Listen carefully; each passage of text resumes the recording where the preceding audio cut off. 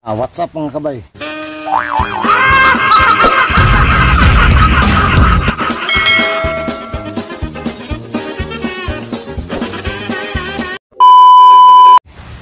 Welcome back to my channel. Ayan ang inyong mga kabay, nagbabalik. Ito mga kabay, may nakita kasi akong halaman. Lumabas ako kanina. Tinapon nila mga kabay. Sayang naman. May buhay din to. Dapat sa mga ganitong klaseng halaman mga kabay, pangalagaan natin. Kasi may sarili din silang buhay. Yan, maswerte nga tayong mga tao. Kasi binigay na sa atin ng Panginoon na kung anong mayroon tayo ngayon. Ito, na ano kasi ako mga kabay, nasasaktan din talaga ako pagdating sa mga ganito, yung makikita ko na pinutol tapos linagay na lang sa isang tabi. Karamihan ng mga kabay, kinukuha ko talaga yan, sinisip ko talaga kasi lahat ng binigay ng Panginoon sa atin dito sa mundong ibabaw, may mga dahilan nakakatulong din sa atin. Kaya ito, ang gagawin ko ngayon, isisib ko siya, itatanim ko siya mga kabay para mabuhay. Pakita ko sa inyo sa mga kabay, yan, yan ang pinutol, yan siya. Ito yung halaman na yung mga kabay, sobrang ganda, saka baragitid pa. Yan, lilinisin ko yung kanyang puno. Ito, tatanggalin ko bawat ano nito, tapos tawag nito, itatanim natin siya sa malaki ng lagayan. Ito yung mga una kong tanim dito. Ayan, buhay na sila. Yung natin, yung orange, tapos yung tawag ba nito, cinnamon, tapos yung kalamansi na baragitid, yung baragitid natin na kalamansi, buhay na buhay. Saka ito yung grape na nanggagaling dyan. Ito, nag-grap tayo nito, dalawa. Yan, buhay na rin siya. Yan, buhay na rin siya mga kabay. Tapos yan ang project natin sa araw na to. Yan, nandito ako sa Bacandellote kasi yung lakad namin mamaya ni Sir alauna pa, may meeting siya sa Makati. Yan, nandito ako sa Bacandellote. Ayun na naman mga kabay, kasi naging busy tayo magkasunod. Naging gubat na naman yung natin, pero huwag kayong mag-alala mga kabay, lilinisin din natin ulit lahat yan pagka may tayo, may time. Kaya ang gagawin ko ngayon, habang medyo maaga pa, ito yung isisib natin. Yan, tatanggalin ko yung mga dilaw na dahon. Yan siya, para maano natin, masib natin yan. Nandito naman si Itim, yung alaga kong pusa. Yan, okay? Yan, lilinisin mo natin mga kabay. Yung kanyang mga ugat, puputulin natin lahat para mabilis yung kanyang pag-recover yung mga kabay, makarecover sa kagat. Yan. Siya.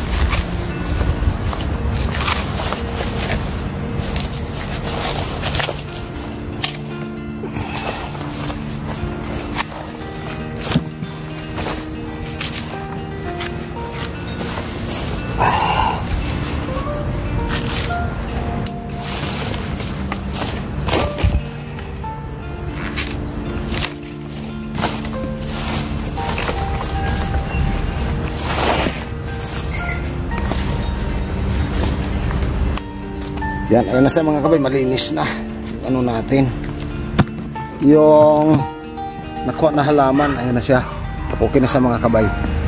Yan, siyempre tatanim natin yan dito sa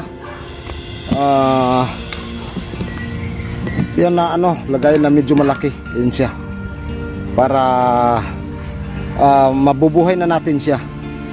Yan, iayos lang natin. Yan, lagyan lang natin ng lupa yung mga kabay para maano na natin. Yun. na. Siya. Uy, bago ka. Siya. On. Alam ko mga kabay, madali lang to. Buhayin kasing halaman. Hindi tayo pahihirapan nito mga kabay kasi yun na nga. Sinig natin siya. Yun. Okay, tapos yan lang mga kabay, hindi ko siya masyadong punuin. Kasi pagka mabuhay yan mga kabay, magdadagdag tayo ulit. Yan lang muna. Yan, halos lamang kunti sa kalahati. Yan, ilagay na natin. Ito. Ito siya. Yun. Wow, ganda na. Yan. Di pa nga siya natapos pero maganda na. Yan siya oh. Yan. Yan na natin. Lagyan natin kanyang lupa. Yun. Tapos dito ko muna siya ilagay mga kabay. Yan siya. Yun. Okay. Yun. Isisiksik natin yan mamaya. Tapos maglagay ako ng ano mga kabay, stick ng mga kawayan, bawat dahon. Pakita na tayo sa inyo mamaya para ano, para madali sang mabuhay mga kabay. Yan, ano ko lang, siksik ko lang.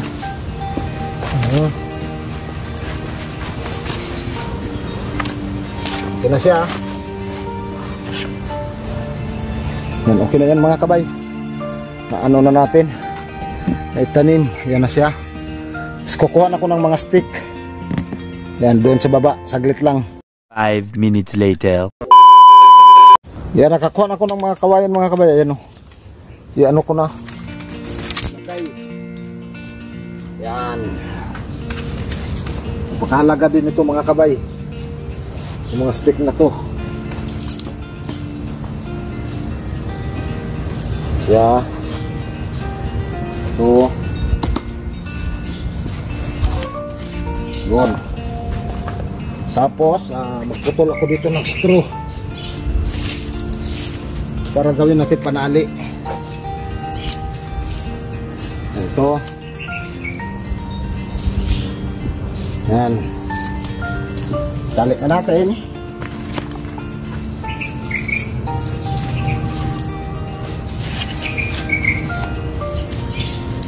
Lalagyan na natin bawat isa mga kabay. Lalagyan natin ng straw. Yan. Pa. Yan.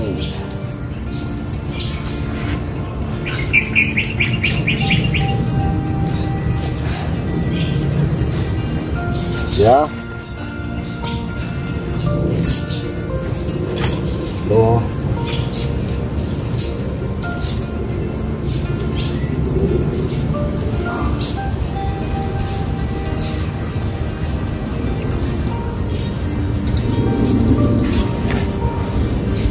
Pa isa.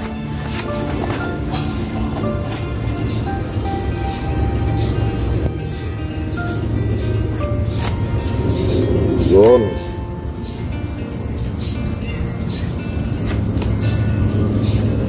Siya. Siyempre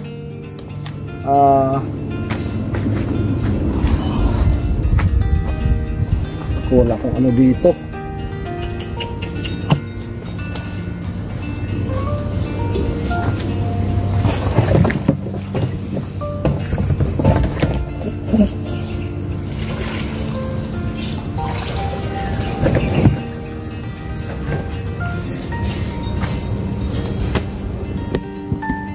Kailangan talaga natin diligan kaagad. Yun. Okay, para hindi sa maano mga kabay, hindi ma-dehydrate. Yan. Naitanim na natin siya. Iwan ko ano ipapangalan ko nito mga kabay kasi di ko alam kung anong klaseng halaman to. Yan, paki ano na lang, paki comment na lang dyan sa comment box dyan sa baba kung anong klaseng halaman to. Ito mga kabay, kaya tayo naglagay ng mga tali. Ayan o, bawat ano linagyan natin ng tali Kasi pag humangin, siyempre pagka humangin mga kabay, gagalaw-galaw talaga yung kanyang mga dahon tulad yan, oh. Yan. Katulad yan, gumagalaw sa pagkahinahangin. Para hindi gagalaw ang mismong puno. Yung pinakapuno niya mga kabay. Kasi pagka gagalaw-galaw yan, baka maano pa sa mga kabay, hindi sa mabuhay. Kaya kung ano man na mga klaseng halaman na mayroon kayo, lalo kung pagdating sa malalaki, kailangan nyo talagang ano yung mga kabay, itali ang kanyang mga dahon.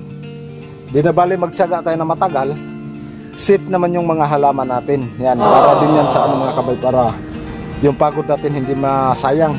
Yan, ito na siya ngayon. Sobrang saya natin kasi nakasave na naman tayo ng mga halaman. Yan siya. Okay, ganun lang sa kano mga kabay. Ganun lang siya kadali, sipag lang, tapos tiyaga. Maano na natin yung mga masisib na natin yung mga kabay, lalo to tinapon, sayang na pwede pala natin buhayin. Yan siya, sobrang ganda. Yan. Ngayon dito mamadali na ako kasi yung init nandyan na. Dito mamaya mainit na to, tapos may ano pa tayo, may ipropa pa tayo na iba, iriripat. Kailangan na natin magmamadali. Yan, mga ano natin, buhay na rin talaga siya, yung mga iba nating mga tanim. Tapos dito may mga gabi din tayo. Yan, may saging. Yan, may galanggal, yun o, yung galanggal natin para doon sa restaurant. Yan, ito siya, baragiti din siya mga kabayo. Sino ba hindi manghinayang yan? Sobrang ganda niya. Konting ano lang yan, konting tiyaga lang. Yan, naisip na naman natin. Okay, paano yung mga kabay, hanggang dito na lang yan. Maraming salamat. Lagay ko muna yung salamin ko dito. Yan, sana huwag kayong magsawa na panoorin yung mga video natin.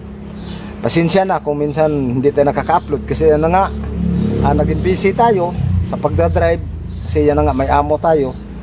Pagpasensyahan nyo na mga kabay, pag may time ako, gagawa ako talaga ng mga video para ma-share din sa inyo, lalo na sa tungkol sa mga pagtatanim, punong prutas, gulay, halaman, sa mga pagtatanim din ng mga puno balang araw. Kasi ano nga, pagka tayo makauwi, gagawin natin lahat mga kabay, ibabalik natin yung ganda. Hindi man buong mundo yung malagyan natin, mataniman, at least kahit pa paano mga kabay, maibalik natin yung dating sigla ng ano natin. Kasi ayun na nga, ang daming kakulangan. Kulang tayo sa tubig, nagla-landslide, sobra sa tubig pagka umuulan. Kadahilanan na rin yan mga kabay sa kakulangan sa puno. O paano yan, huwag kalimutan na paki-likes, paki-share yung video natin. Saka pakipindot na rin yung notification bell mga kabay para pag may bago tayong upload na video, para tayo nakaka-update. Maraming salamat. Ang inyong mga kabay, pangsamantala magpaalam muna.